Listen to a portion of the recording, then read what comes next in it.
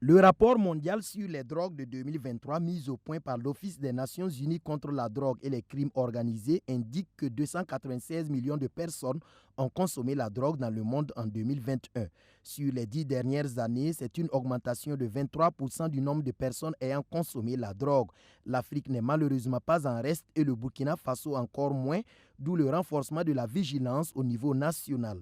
Le Comité national de lutte contre la drogue n'a pas choisi pour rien l'Université Joseph Kizerbo pour cette conférence en prélude à la 37e journée internationale contre l'abus et le trafic illicite de drogue.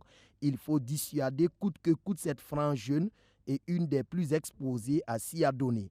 Pour ce faire, la problématique de la prise en charge des troubles liés à la consommation de drogue au Burkina Faso y est décortiquée. Et nous avons organisé cette conférence ici à l'université parce que c'est là qu'on trouve les jeunes.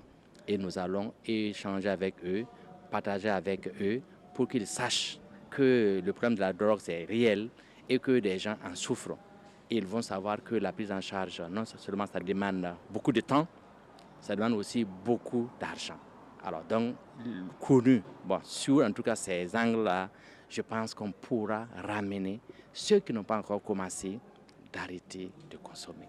Le professeur Aruna Ouedraogo est revenu sur les méfaits de la consommation de la drogue. Il signale au passage que l'alcool et le tabac sont des portes d'entrée. Une fois qu'on y est, il est difficile de s'en sortir, même si on dispose d'un droit de prise en charge. On a beau agir sur la répression pour rendre la substance d'accès difficile, les personnes feront tout pour se procurer la substance.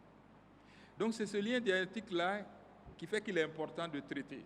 C'est ça qui permet de rompre en fait la chaîne. La deuxième raison, c'est le coût de l'inaction. Nous allons peut-être revenir là-dessus.